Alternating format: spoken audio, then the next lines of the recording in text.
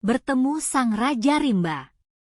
Di sebuah desa kecil di tepian hutan Kalimantan, seorang pemuda bernama Rahmat hidup bersama keluarganya.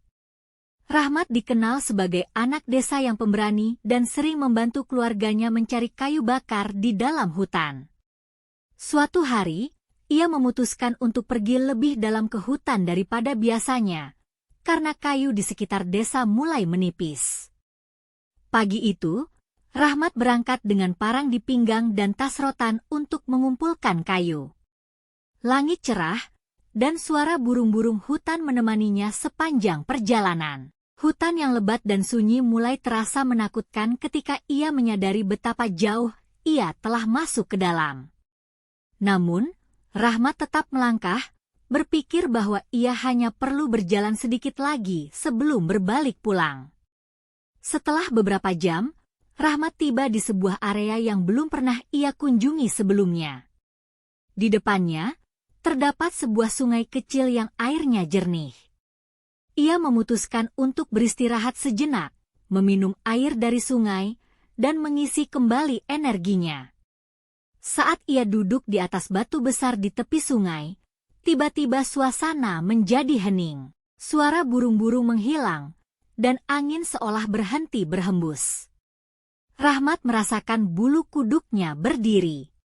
Ia memalingkan wajahnya perlahan ke arah semak-semak di seberang sungai. Di sana, dari balik dedaunan, sepasang mata kuning keemasan menatap langsung ke arahnya. Itu adalah seekor harimau besar, dengan tubuh berotot dan bulu jingga bergaris hitam pekat yang bersinar di bawah cahaya matahari. Rahmat terdiam, napasnya tertahan. Harimau itu melangkah keluar dari semak-semak, memperlihatkan tubuhnya yang megah. Ia tidak mengaum, tidak menggeram, hanya menatap Rahmat dengan tatapan tajam, seolah-olah sedang menilai apakah pemuda itu ancaman atau bukan. Rahmat teringat apa yang sering diceritakan oleh para tetua desa. Jika bertemu harimau, jangan pernah menunjukkan rasa takut, tetapi juga jangan mencoba melawan. Dengan hati yang berdebar-debar, Rahmat berdiri perlahan dan menundukkan pandangannya, menunjukkan bahwa ia tidak berniat mengancam. Harimau itu berjalan mendekat ke tepi sungai, mencium udara, dan menatap Rahmat sekali lagi sebelum menundukkan kepalanya untuk minum dari sungai. Rahmat memanfaatkan momen itu untuk mundur perlahan, menjaga jarak tanpa membuat gerakan mendadak. Setelah beberapa menit yang terasa seperti seumur hidup, harimau itu selesai minum, menatap Rahmat untuk terakhir kalinya, lalu berbalik dan menghilang ke dalam semak-semak. Rahmat akhirnya bisa bernapas lega.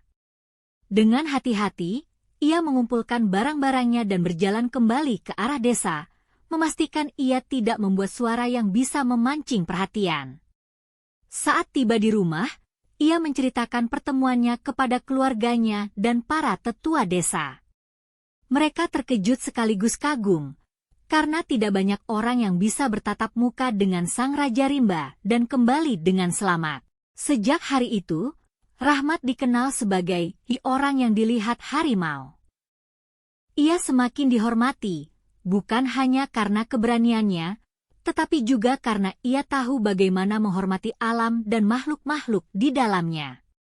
Rahmat dan pesan dari hutan. Setelah kejadian itu, Rahmat menjadi semakin sering merenung tentang pertemuannya dengan harimau. Ada sesuatu dalam tatapan binatang itu yang terasa lebih dalam, hampir seperti sebuah pesan. Para tetua desa menyebut harimau sebagai penjaga hutan, makhluk yang dipercaya membawa pesan dari roh-roh leluhur. Meskipun Rahmat tidak terlalu percaya tahayul, ia merasa pertemuan itu bukan kebetulan. Beberapa minggu setelah kejadian tersebut, Rahmat mulai menyadari perubahan di hutan. Pohon-pohon besar mulai tumbang, bukan karena badai, tetapi oleh tangan manusia. Perusahaan kayu telah mulai membuka lahan di dekat desanya, dan suara gergaji mesin sering terdengar. Banyak hewan yang biasanya terlihat di tepi hutan kini menghilang. Bahkan sungai kecil tempat Rahmat bertemu harimau mulai keruh karena tanah longsor. Satu malam, Rahmat bermimpi tentang harimau itu. Dalam mimpinya, harimau berdiri di tengah hutan yang terbakar. Api melalap pepohonan, dan suara binatang-binatang yang melarikan diri terdengar di kejauhan. Harimau itu menatap Rahmat dengan tatapan yang sama seperti saat mereka bertemu di sungai, lalu berjalan menjauh, meninggalkan jejak kaki besar di tanah. Keesokan harinya, Rahmat terbangun dengan perasaan gelisah. Ia merasa mimpi itu adalah peringatan. Ia memutuskan untuk mendatangi kepala desa dan menceritakan pengalamannya. Kepala desa, seorang pria bijaksana bernama Pak Ahmad, mendengarkan dengan penuh perhatian. Setelah Rahmat selesai bercerita, Pak Ahmad mengangguk pelan. "Rahmat," ya katanya, "ya hutan ini adalah bagian dari kehidupan kita. Jika hutan hilang, kita juga akan kehilangan banyak hal, air, makanan, dan tempat berlindung. Harimau itu mungkin datang untuk mengingatkan kita akan hal ini." Rahmat mengangguk, tetapi ia tahu bahwa mengubah keadaan tidak akan mudah. Perusahaan kayu memiliki izin resmi dari pemerintah, dan banyak orang di desanya bekerja di sana karena tidak ada pilihan lain untuk mencari nafkah. Namun, Rahmat tidak menyerah. Ia mulai berbicara dengan pemuda-pemuda lain di desa, mengajak mereka untuk menjaga hutan yang tersisa. Mereka membersihkan sungai dari lumpur, menanam kembali bibit pohon, dan membuat batas-batas yang tidak boleh dilanggar oleh penebang kayu. Rahmat juga belajar tentang hukum lingkungan dan mencari cara untuk melaporkan kegiatan ilegal yang merusak hutan. Lama-kelamaan, usaha Rahmat mulai membuahkan hasil. Sebagian hutan yang dekat dengan desa dinyatakan sebagai kawasan konservasi oleh pemerintah daerah. Ini berarti area tersebut tidak boleh ditebang atau dirusak. Rahmat juga berhasil mengajak beberapa penduduk desa untuk mencari mata pencaharian baru, seperti bercocok tanam atau membuat kerajinan tangan dari bahan alami. Suatu pagi, saat Rahmat kembali ke sungai tempat ia bertemu harimau, ia merasakan suasana yang damai. Air sungai kembali jernih, dan suara burung-burung kembali terdengar. Ketika ia duduk di atas batu besar, ia melihat jejak kaki harimau di tepi sungai. Jejak itu segar, seolah-olah harimau baru saja lewat. Rahmat tersenyum. Ia tahu ia tidak sendirian dalam menjaga hutan ini. Ada kekuatan besar di alam yang selalu mengawasi, dan ia merasa terhormat menjadi bagian dari perjuangan itu. Harimau mungkin tidak pernah muncul lagi di hadapannya, tetapi pesan dari Sang Raja Rimba akan selalu hidup dalam hatinya. Pesan untuk melindungi apa yang telah diberikan alam kepada manusia. Hari-hari berlalu, dan hutan perlahan mulai pulih. Namun, perjuangan Rahmat belum selesai. Suatu malam, ia mendengar kabar bahwa perusahaan kayu besar berencana untuk memperluas operasinya ke area konservasi yang baru saja ia perjuangkan. Rahmat merasa marah dan bingung. Bagaimana mungkin mereka masih ingin menghancurkan hutan yang sudah dipulihkan dengan susah payah? Ia tahu bahwa kali ini ia perlu lebih berani, lebih tegas. Pagi berikutnya, Rahmat memutuskan untuk pergi ke jantung hutan, tempat di mana tetua desa mengatakan bahwa roh-roh penjaga hutan bersemayam. Di sana, ia berharap menemukan jawaban atau setidaknya ketenangan untuk memikirkan langkah berikutnya. Ia membawa parang, sedikit makanan, dan seutas doa dalam hatinya. Setelah berjam-jam berjalan melalui hutan yang lebat, ia tiba di sebuah area yang terasa berbeda. Udara di sana lebih sejuk, dan cahaya matahari yang menembus dedaunan menciptakan pola indah di tanah. Di tengah area itu, ada sebuah pohon besar dengan akar yang menjalar seperti tangan raksasa yang memeluk bumi. Rahmat duduk bersila di bawah pohon dan memejamkan matanya. Ia mencoba mendengarkan suara hutan, angin yang berbisik di antara daun, suara burung, dan gemerisik langkah-langkah binatang kecil. Tapi kali ini, ada sesuatu yang berbeda. Suara gemuruh rendah terdengar di telinganya, seperti langkah berat yang mendekat. Ketika ia membuka matanya, di depannya berdiri harimau besar itu, lebih megah dari sebelumnya. Namun, kali ini, Rahmat tidak merasa takut. Ia merasa seolah-olah harimau itu bukan sekadar binatang, tetapi utusan hutan, datang untuk memberikan pesan yang lebih besar. Harimau itu menatapnya dalam-dalam, lalu duduk dengan anggun di hadapannya. Rahmat merasa seolah-olah waktu berhenti. Hutan menjadi sunyi, dan hanya ada ia dan sang Raja Rimba. Tanpa berkata-kata, Rahmat merasakan sesuatu di dalam dirinya, sebuah pemahaman bahwa ia bukan hanya pelindung hutan, tetapi juga jembatan antara manusia dan alam. Ia harus membawa pesan ini kepada dunia luar, bahwa hutan bukan hanya kumpulan pohon dan hewan, tetapi juga sumber kehidupan dan keseimbangan bagi semua makhluk. Setelah beberapa saat, harimau itu bangkit dan berjalan perlahan, meninggalkan Rahmat sendirian. Namun, jejak kaki harimau itu di tanah terasa seperti tanda yang harus ia ikuti. Dengan tekad baru, Rahmat kembali ke desa dan mulai mengatur rencana. Ia menghubungi kelompok lingkungan di kota terdekat, meminta bantuan untuk melawan perluasan perusahaan kayu. Ia mengajak media untuk meliput kondisi hutan dan pentingnya area konservasi bagi ekosistem dan masyarakat desa. Ia juga berbicara di pertemuan desa, meyakinkan para tetangga bahwa mereka harus bersatu untuk melawan ancaman ini.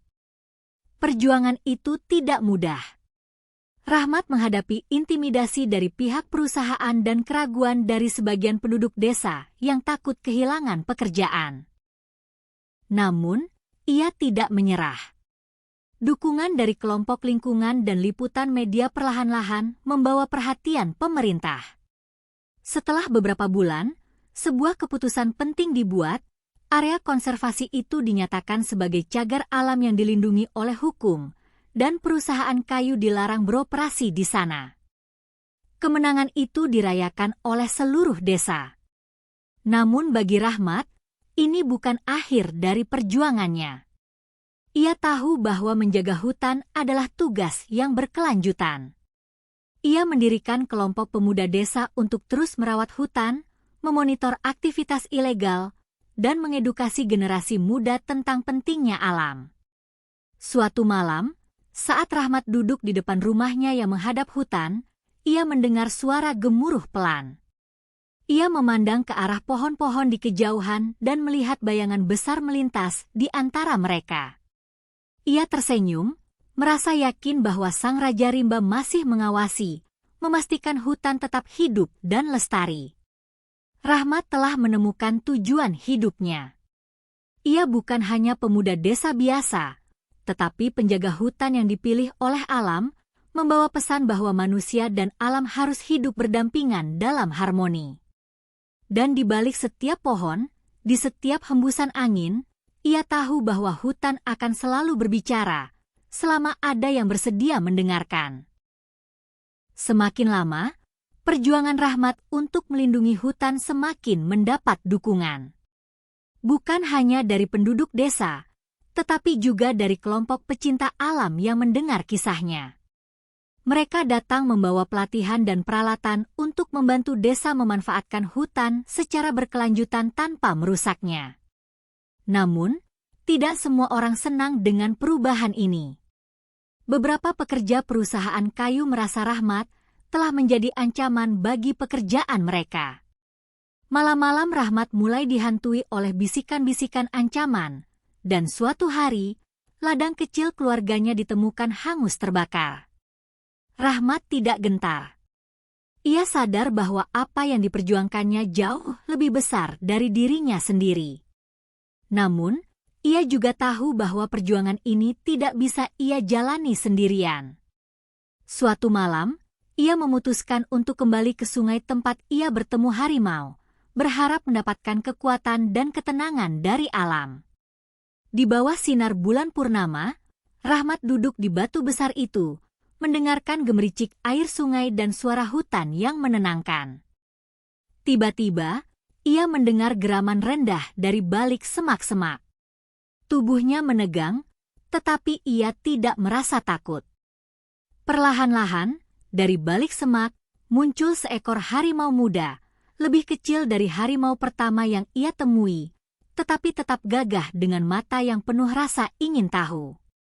Harimau muda itu tidak menyerang. Ia hanya duduk di tepi sungai, menatap Rahmat dengan tenang. Dalam hati, Rahmat merasa harimau ini adalah utusan dari penjaga hutan sebelumnya. Rahmat berbicara perlahan, meskipun ia tahu harimau itu tidak mungkin mengerti. "Terima kasih telah datang," kata Rahmat, suaranya hampir berbisik. "Aku berjanji akan menjaga hutan ini sekuat tenaga." Harimau muda itu berdiri, mengaum pelan, lalu berlari kembali ke dalam hutan. Suara langkahnya menghilang di antara pepohonan, meninggalkan Rahmat yang merasa dikuatkan oleh pertemuan singkat itu. Keesokan harinya, Rahmat memutuskan untuk lebih serius dalam melibatkan masyarakat. Ia mengajak tetua desa, para pemuda, bahkan ibu-ibu untuk ikut dalam program pelestarian hutan. Mereka mulai membuat jalur-jalur wisata di dalam hutan, membangun pondok kecil untuk wisatawan, dan memperkenalkan kerajinan lokal.